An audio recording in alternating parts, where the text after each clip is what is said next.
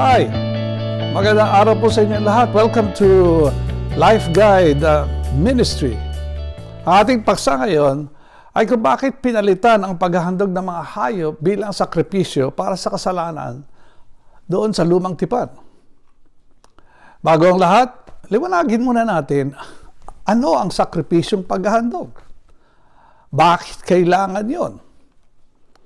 Ang layunin o purpose ng pag-aalay o paghahandog ng sakripisyo sa lumang tipan or Old Testament ay para payapain ang poot ng Diyos. Ang tawag doon propitiate sa English dahil sa kasalanan ng tao. Ang paghahandog ay pagbabayad sa kasalanan ginawa ng tao na sumira sa kanyang pakikipag-ugnayan o pakikipagtipan sa Diyos. Ito ay kabayaran o bayad pinsala. Ang paghahandog ay upang alisin ang kasalanan. Now, ganito ang pahayag ni Roy Zack mula sa Biblia tungkol sa demand ng Diyos sa paghahandog ng mga hayop sa lumang tipan. Ni-require ng Diyos ang paghahandog ng mga hayop para pansamantalang panakip sa kasalanan ng tao habang hindi pa dumarating ang perpekto at kompletong sakripisyo na gagawin ni Jesucristo at that time na siyang anak ng Diyos. Ayan ay makikita natin ang requirement niya sa Leviticus chapter 4:35 at saka chapter 5 verse 10. Now, ang pagsasakripisyo ng hayop ay mahalagang tema sa banal na kasulatan sapagkat ganito ang sabi sa Hebrews chapter 9:22, kung walang pagbububo ng dugo, walang kapatawaran ng kasalanan. Nang magkasala si Eva at Adan, pumatay ng hayop ang Diyos upang damitan sila. Tinakpan sila. Yung hayop o pagpatay ng hayop ay bilang panakip. Sa Madot sabi, makikita natin sa Genesis chapter 3:21. Matapos naman yung humupa yung baha na naghandog naman ng hayop si Noah sa Diyos. Doon sa Genesis chapter 8, 20-21. Yan ang background niyan. Inutos din ng Diyos sa bansang Israel na maghandog ng mga pagsasakripisyo ayon sa hakbang na inireseta rin ng Diyos. Now, ganito, una, kapag maghahandog ka, una, ang hayop ay nararapat na walang kapintasan. Okay. Ay, kalawa, ang naghahandog ay kailangan mag-identify doon sa hayop na kanyang inahandog. Parang siya na mismo yung inahandog, kaya lang mamamatay siya kung siya papatayin. Inireseta muna ng Diyos bilang panakip ay yung hayop ang papatayin. No? Bakit? Sapagkat ang kasalanan ay may kabayaran at ang kabayaran niya ay kamatayan. Pero temporaryo ay binigay ng Diyos itong paraan na ito para iligtas muna yung tao temporarily hanggat hindi pa dumarating yung final solution sa kasalanan. Now, ikatlo, ang naghahandog ang kakatay sa hayop na inihahandog niya. Kapag ginawa sa pananampalataya ito, ang handog na ginawa ay nagbibigay ng pansamantalangang takip sa kasalanan.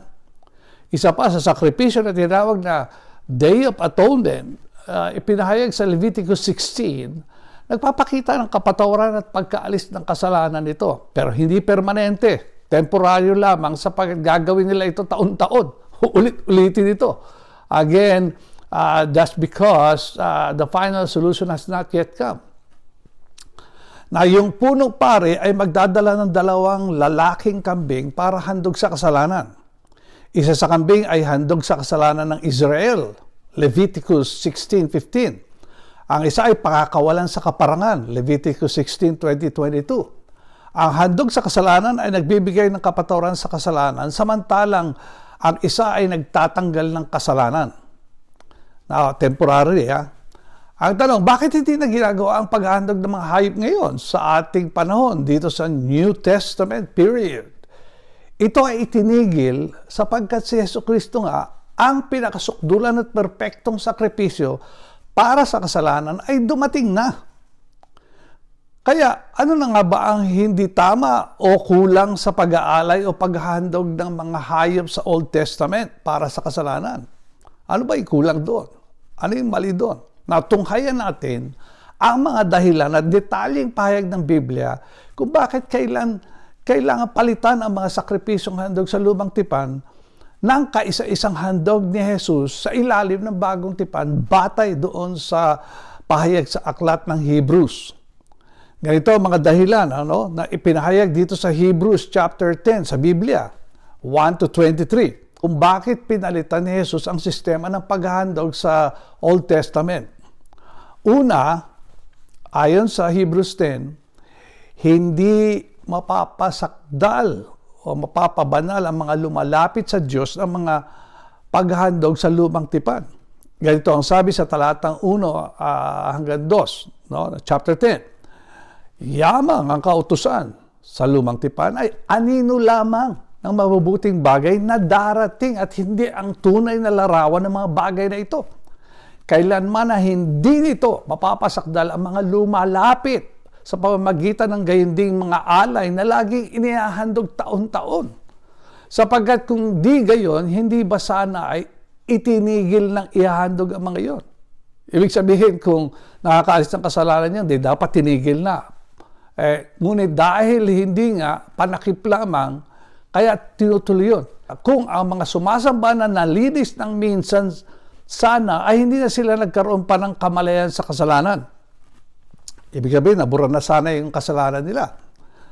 Sa ibang salita, hindi nakapaglilinis, hindi nakapagpapabanal, hindi nakakaalis ng kasalanan ang gayong paghahandog, kung kaya't ang mga lumalapit sa Diyos ay nananatili may kabalayan sa kanilang kasalanan. Hindi sila makalapit sa Diyos ng may kumpiyansa o confidence. Bakit? Sapagkat ikalawa na paliwanag, nagpapaalala ang mga sakripisyong handog na iyan ng kasalanan at hindi nakakaalis ito. Ganito sabi sa talatang 3:4. Ngunit sa pamamagitan ng mga handog na ito ay may pagpapaalala ng mga kasalanan taon-taon.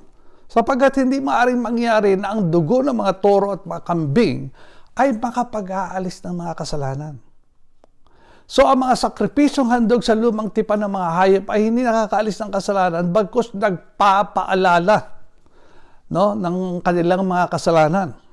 Inulit pa ito sa talatang 11 hanggang 13.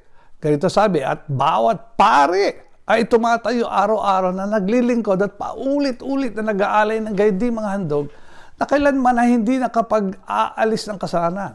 So sa kabila ng paulit-ulit na paglilingkod ng mga pare sa pag-aalay ng sakripisyong handog, ay wala rin silbi sapagkat hindi nga nakapag-aalis ito ng kasalanan.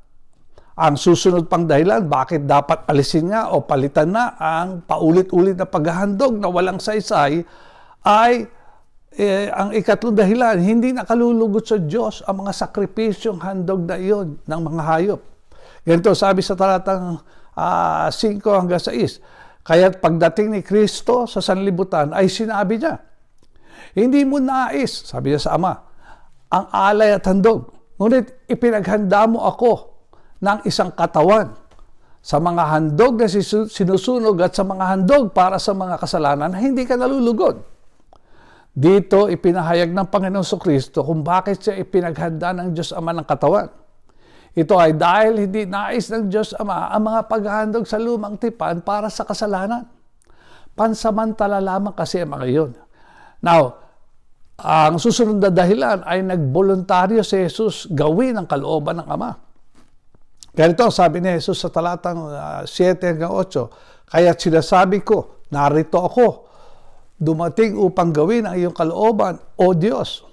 Sa balumbo ng aklat ay nasusulat tungkol sa akin. Nang sabihin niya sa itaas na, hindi mo ibig at hindi mo rin kinalulugdang ng alay at mga handog at mga buong handog na sinusunog at mga alay para sa kasalanan na inihahandog ayon sa kautusan.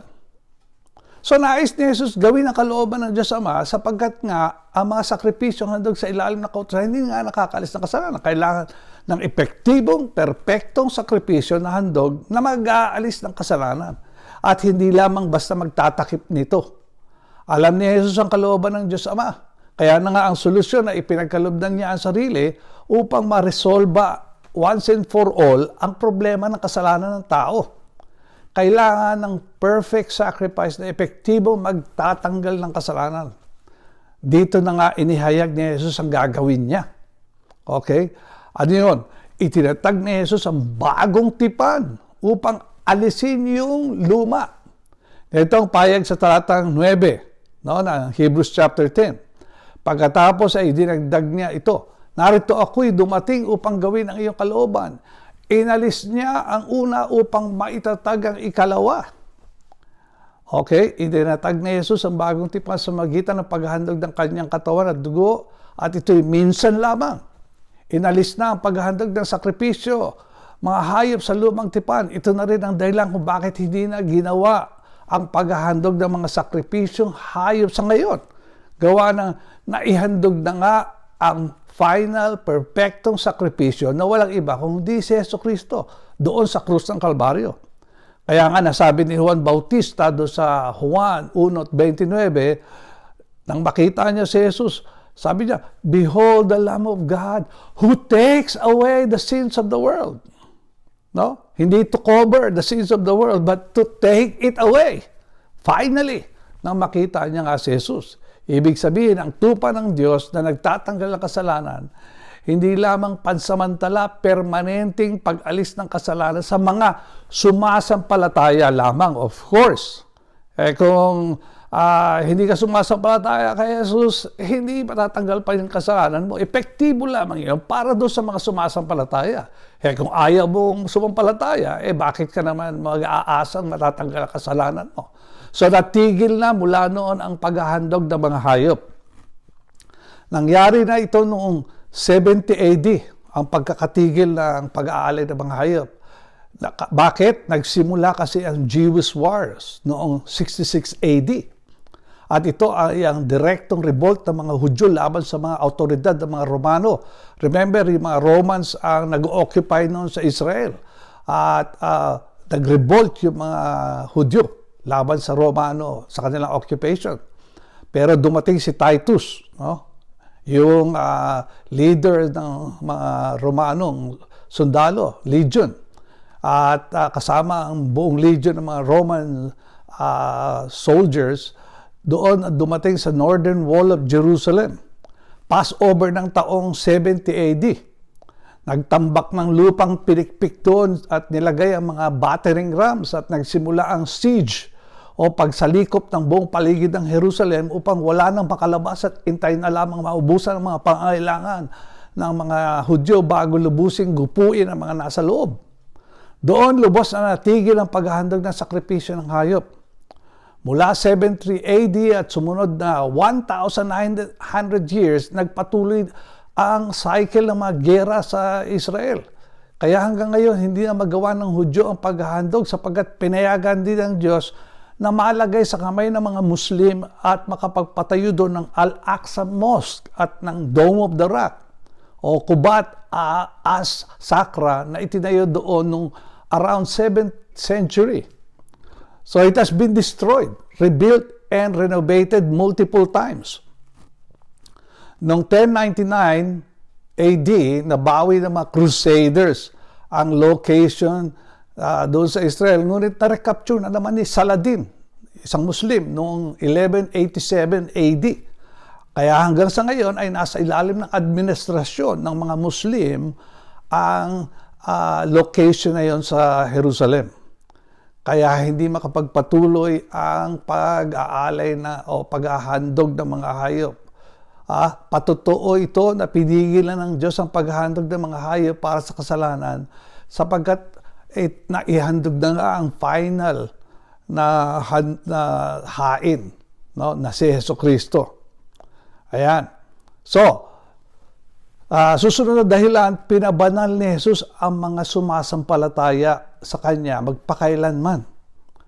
Ganito sabi sa talatang 10, at sa pamamagitan ng kalooban niya ay tayo'y pertaining or referring to all of those who are trusting Jesus Christ, na ginawang banal sa pamamagitan ng pag-aalay ng katawan ni Kristo minsan magpakailanman. Kaya sapat na kaisa-isang paghahandog ni Jesus upang mapabanal ang mga nananampalataya sa Kanya. Pansinin, minsan lamang at ito ay epektibo na. Magpakailan ito sa lahat ng mananalig kay Jesucristo. Inulit pa na ipinagdidiinan ang resulta ng minsang ginawa ni Jesucristo na sakripisyo. No? Ganito ang pahayag sa talatang 14 hanggang 17. sapagkat sa pamamagitan ng isang pag-aalay ay kanyang pinasakdal para sa lahat ng panahon ang mga pinababanal. At ang Espiritu Santo ang nagpapatotoo rin sa atin sapagkat pagkatapos niyang sabihin, ito ang tipan na aking gagawin sa kanila pagkatapos ng mga araw na iyon, sabi ng Panginoon. Ilalagay ko ang aking mga kautusan sa kanilang mga puso at isusulat ko ang mga iyon sa kanilang pag-iisip. Sinabi rin niya, at ang kanilang mga kasalanan at mga kasamaan ay hindi ko naaalalahanin pa. Kung saan may kapatawaran ng mga ito, ay wala ng pag-aalay pa para sa kasalanan. Okay, tandaan, kung napatawad na ang kasalanan ng mga sumasampalataya mula noon hanggang ngayon, at yung mga darating pa sa isang handog na Jesucristo, wala ng pag-aalay para sa kasalanan. Sapat na yung ginawa ni Kristo minsan pa lang. So, kung papansinin, sa isang pag-aalay na yan, pinasakdal na at pinabanal na ang lahat ng mananalig from past to present, no? Kay Jesus. Kaya ang kanilang mga kasalanan hindi na aalalahanin pa ng Diyos. Hindi na kailangan ng paulit-ulit na pagsasakripisyong handog. Tinigil na nga ng Diyos eh. Kailangan lamang manalig sa isang paghahandog ni Jesucristo.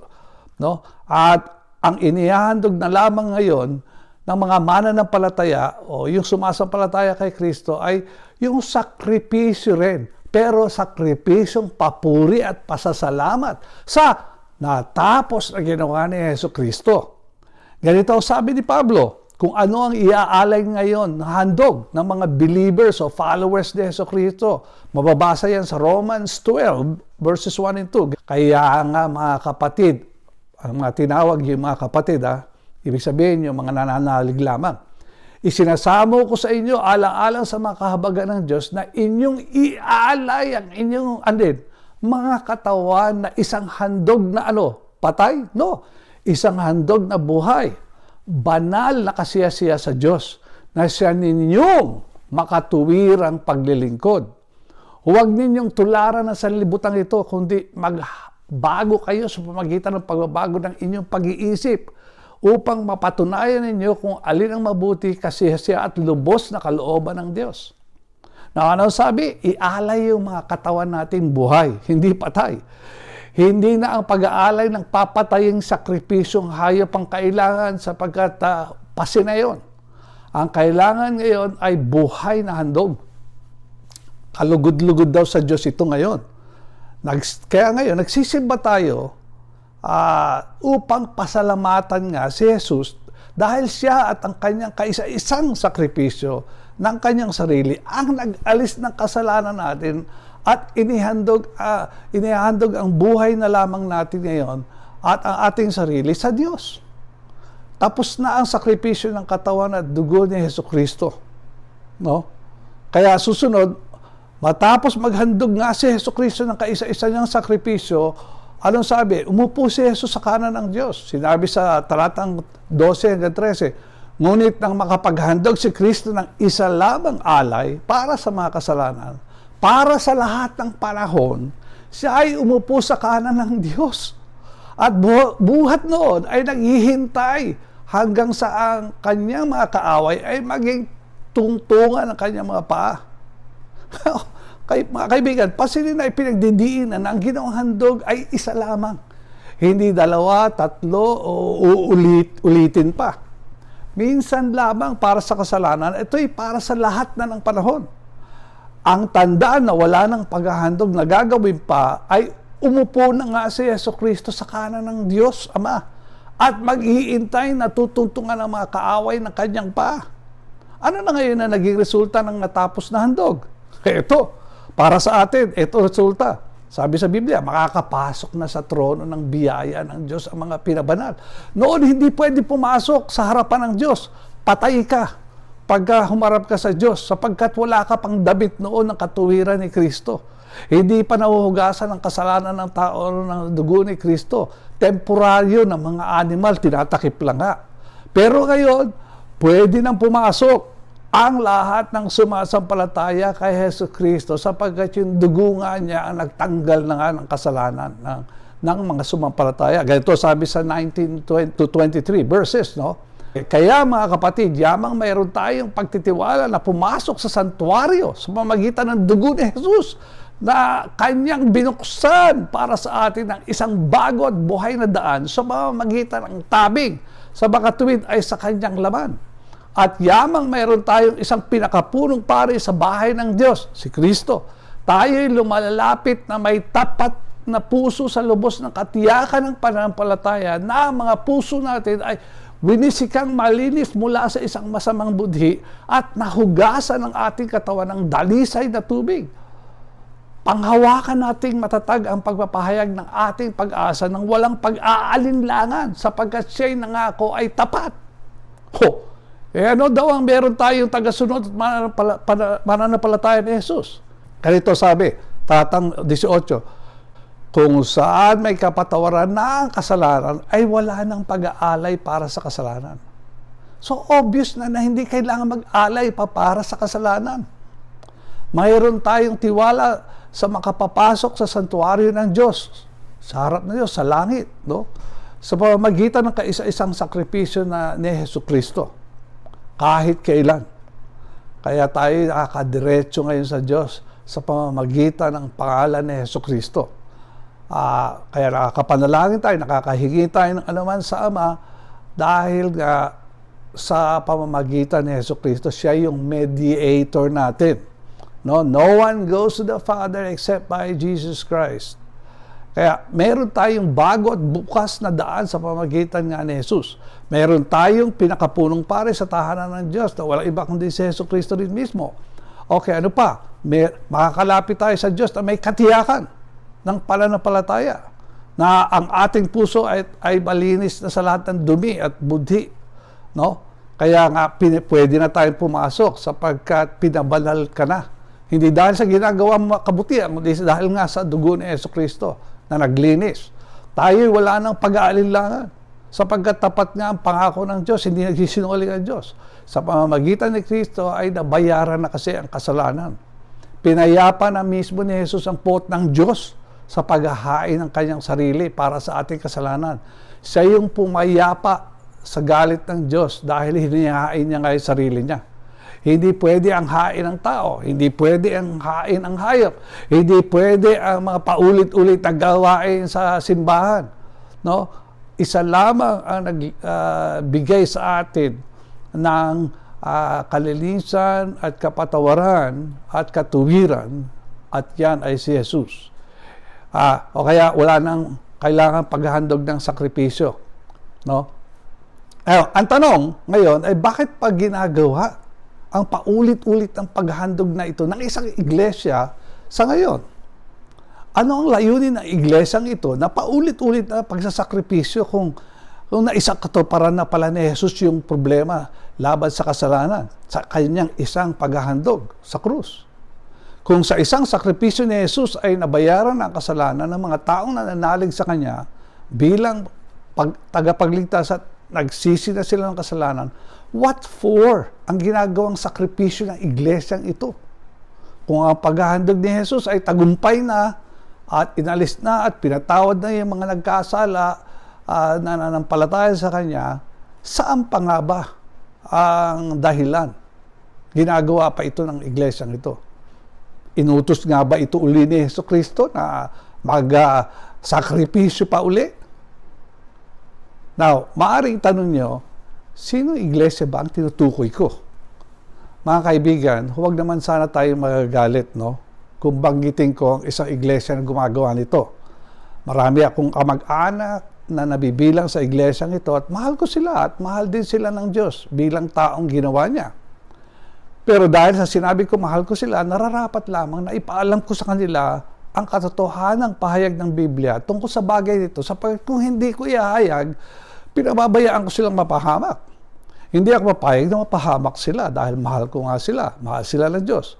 Kung sila ay natutulog at nasusunog ang kanilang tahanan, hindi ko ba sila gigisingin upang maligtas sa apoy?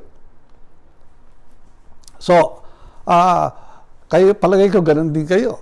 Kung mahal niyo yung kamag-anak niyo, gagawin niyo lahat ng bagay para sila ay maligtas sa kanilang kinalalagyang peligro.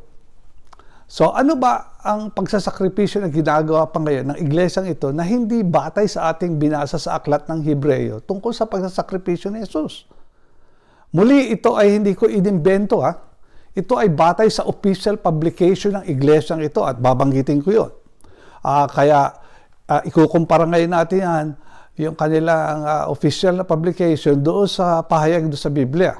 No? At kayo ang magiging judge. Ito ay ang sacrifice of the Mass, Misa. Ayon sa isang official na Roman Catholic publication, ang Mass o Misa is not merely an offering of praise and thanksgiving or simply a memorial of the sacrifice on the cross.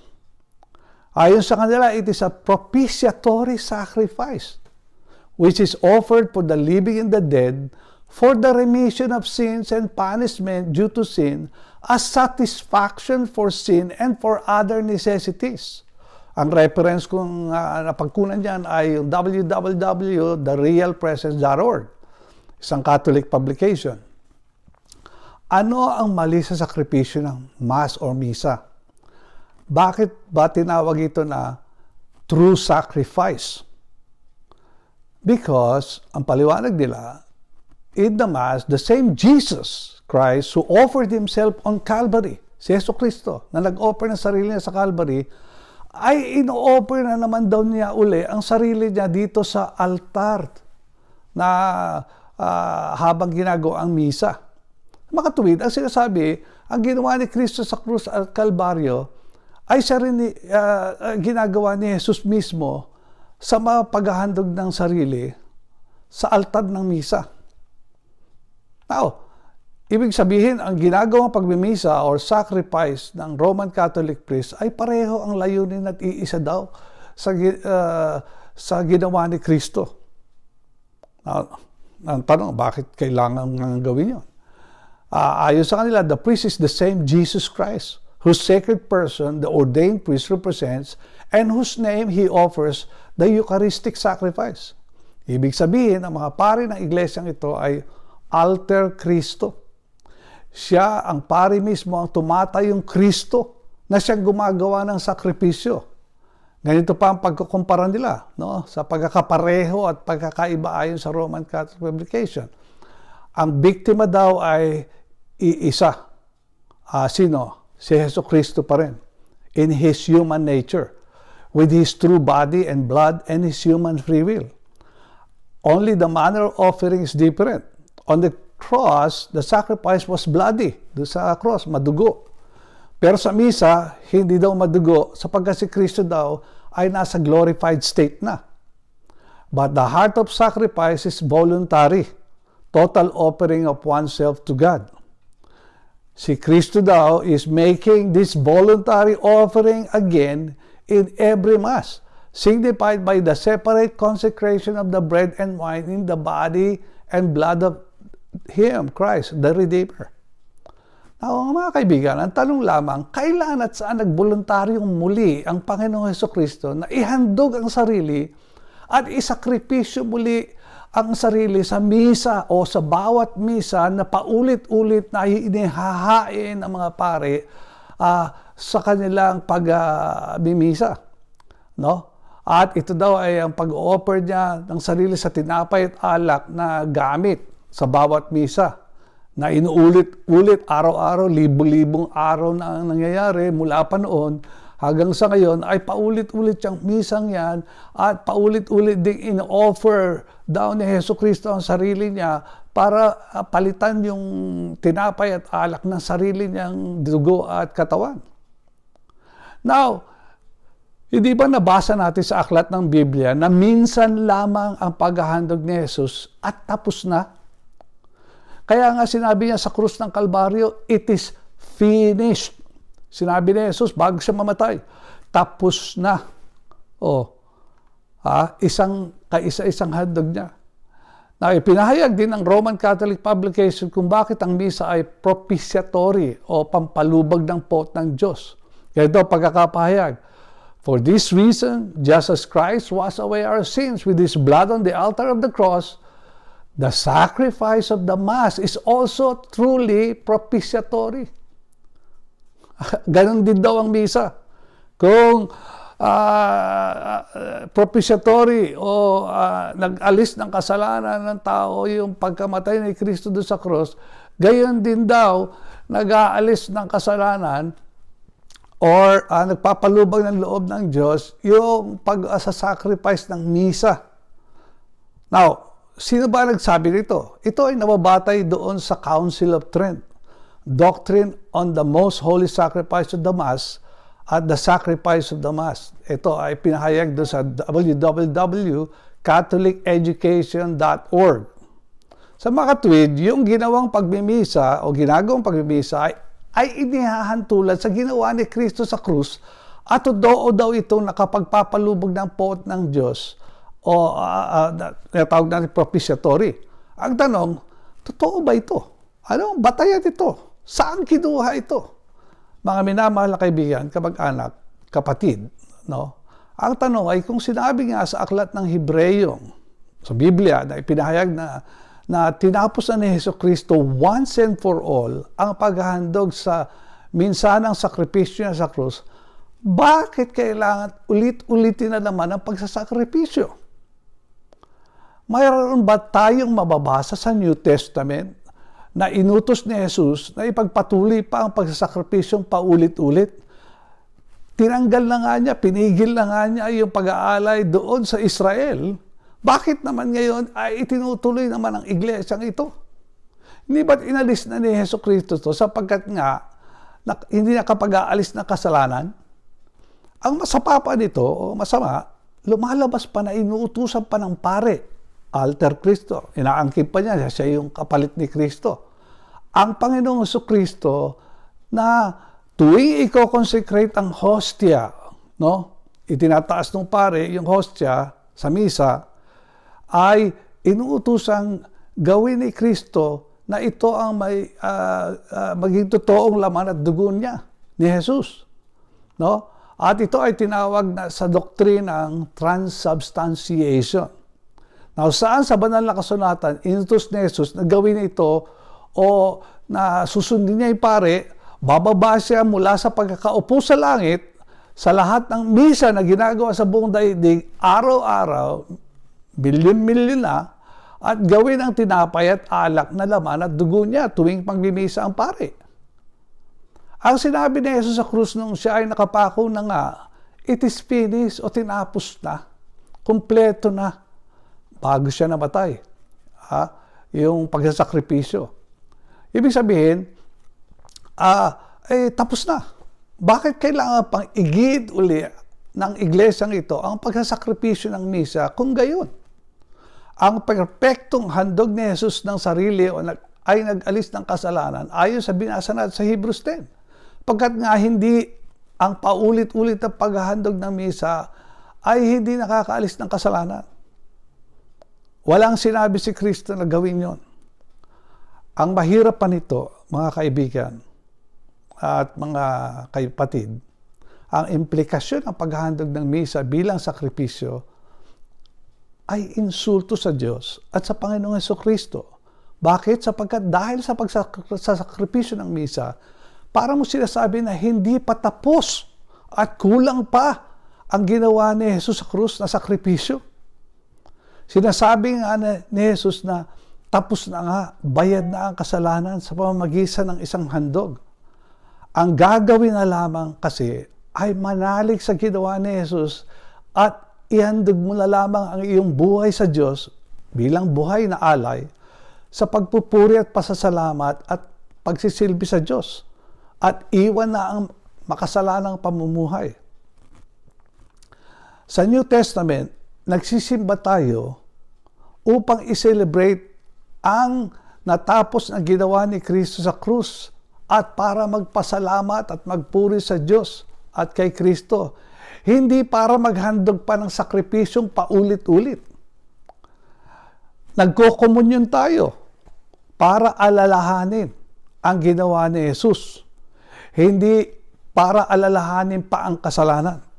Ang ginamit na word doon ni Jesus tungkol sa alalahanin, sa communion, ay anamnesis. Ibig sabihin ng anamnesis, sa Grego yun, na word, ay alalahanin. No? O alalahanin yung kanyang ginawa. No? Hindi yung alalahanin pa yung kasalanan. So kaibigan, kapag nakikipag-isa ka sa misa, kaisa ka sa pag-iinsulto sa natapos na ginawa ni Jesus sa krus.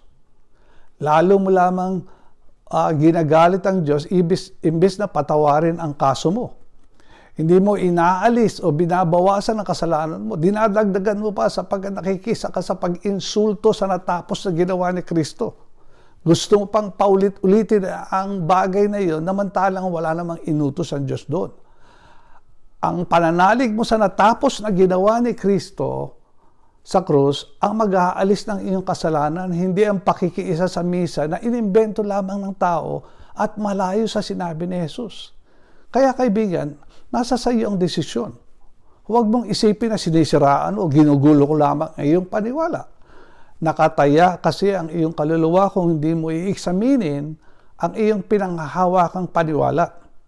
Ikaw na mismo ang bumasa ng Bible sa iyong Catholic Bible version doon sa Hebrews chapter 10. Basahin mo sa Catholic Bible, Hebrews chapter 10, 1-23. Kung nais mong maligtas, sigurado ang iyong kaluluwa, tiyakin mo kung saan nababatay ang misa o mass. Now, sinasabi ko na sa iyo, kahit saan mo ang source, makikita mo ito. I-google mo pa. Ito ay ipinagtibay sa Fourth Lateran Council, itong doktrina ng Transubstantiation ng Roma Katolika na tinawag lamang noong April 19, 1215. At nag-gather sila doon sa Roma, sa Lateran Palace, beginning November 11, 1215, at patuloy na ginagawa hanggang ngayon ang doktrinang yan. No, sa mga tuwid, noon lamang naumpisahan yan. Yan ang Transubstantiation. Ang transubstantiation ay ang opisyal na katuroang Romano-Katoliko na tumutukoy sa isang pagbabago na nagaganap sa panahon ng sakramento ng Holy Communion or Eucharist. Kaloob sa pagbabagong ito ang buong sangkap ng tinapay at alak na himalang naging buong sangkap ng katawan at dugo ni Hesukristo mismo. Sa panahon ng misa ng mga Katoliko, kapag ang mga Eucharistic elements, gaya ng tinapay at alak, ay inilaan ng pari, pinaniniwalaan silang nabago sa aktwal ng katawan at dugo ni Hesukristo, habang pinapanatili lamang ang itsura ng tinapay at alak. Ang transubstantiation ay tinukoy ng simbahang Romano-Katoliko sa Konseho ng Trent. Sabi sa Session 8, Chapter 4, "By the consecration of the bread and wine, there takes place a change of the whole substance of the bread into the substance of the body of Christ our Lord, and of the whole substance of the wine into the substance of His blood. This change, the Holy Catholic Church has fittingly and properly called transubstantiation." Sa makatuwid, sa pamamagitan ng pag-aalay ng tinapay at alak ay may nagaganap na pagbabago sa buong sangkap ng tinapay na naging katawan ni Kristo at ang alak ay naging kanyang dugo. Ang pagbabagong ito ay tinawag ng Roman Catholic Church na transubstantiation. Itong doktrina ng transubstantiation, pinaupisahan lamang ang katuroang ito at ang practice nito noong 1215 lamang, AD. Makatuwid, 1,215 taon na ang lumipas mula nung inihandog ni Jesus sa sarili sa krus at sinabing minsan lamang niya ang ginawa ang sakripisyo at wala namang inutos na ulit-ulitin ito. Ang inutos niya gawin ang pagkukomunyon bilang alaala sa ginawa niya sa krus. Hindi gawin ang pagsasakripisyong misa para ulit-ulitin pa na isakripisyo uli si Kristo sa misa. Kaya walang kinalaman ang mga apostol ni Jesus. Walang kinalaman si Jesus tungkol sa doktrinang ito. Hindi nila kilala ang mga gawaing mas na ito. Tandaan natin, after Jesus Christ ascended to heaven, until 1,215 years, walang nalalaman ang mga Kristiyano noon. No, lumipas pa yung ganong daming panahon bago pa inintroduce ang katuroang ito. Kaya tao nag-imbento nito. Hindi sinabi ni Jesus na gawin ito. Walang record sa Book of Acts. No? Basahin mo sa Biblia. Sa mga sulat ni Apostol Pablo, sulat ni Pedro, ang pagsasagawa ng misa, wala doon. No? In fact, tingnan mo sa New Testament, walang pari sa New Testament. Kapagkat pinutol na nga, ang trabaho ng pari noon, paghahandog na, tinigil na ni Jesucristo. Basahin mo ang New Testament. Meron ba doon? May pari pa ba doon? Wala na. Ang inintroduce ng pastor, bishop, teacher, evangelist, no? Ephesians chapter 4, 11 and 12. At saka 1 Timothy 3. Tingnan mo doon, wala. Zero. None. Wala ang mga pari na doon. Pati yung pari ay inimbento para ipagpatuloy lang yung ginagawa noon. Pero wala na sa New Testament yan. Kaibigan, sino ang pakikinggan mo? Ang tanong. Si Jesus, Kristong Panginoon, na siya mismong nagsabi, it is finished, o mga taong nag-imbento ng Mass as propitiatory sacrifice sa Fourth Lateran Council ng Roman Katolika na nagpaumpisa nito, no? Na hindi pa daw tapos ang pagsasakripisyo at kailangan ulitin pa ulit. Tanong, kailangan examinin natin kung tama yung tinuturo nila o hindi, sapagkat kaluluwa mo at kaluluwa ko ang nakataya. At yan nga, again, huwag kang magagalit, kaibigan, ito ay admonition, nasa iyong desisyon. Pero kaluluwa mo nakataya. Liwanagin mo nga ang katuruan yan. Manalangin tayo. Panginoon, amin pong dalangin na patnubayan mo nawa ang bawat isa. At ikaw na po ang maggiya, liwanagin ang bawat kaisipan at kaluluwa at puso at eksaminin ang batayan ng mga gawain sa mga iglesia. Panginoon, ang iyong salita ang aming sinusundan sapagkat sinabi mo ang iyong tupa ay nakikinig sa iyo, O Panginoon, at hindi sa tao. Kaya ito dalangin namin sa pangalan ni Jesus. Amen. O kaibigan, nawa ay nakatulong sa iyo ang ating pahayag na ito at nawa ikaw ay mapagpala. Hanggang sa muli. God bless. Bye!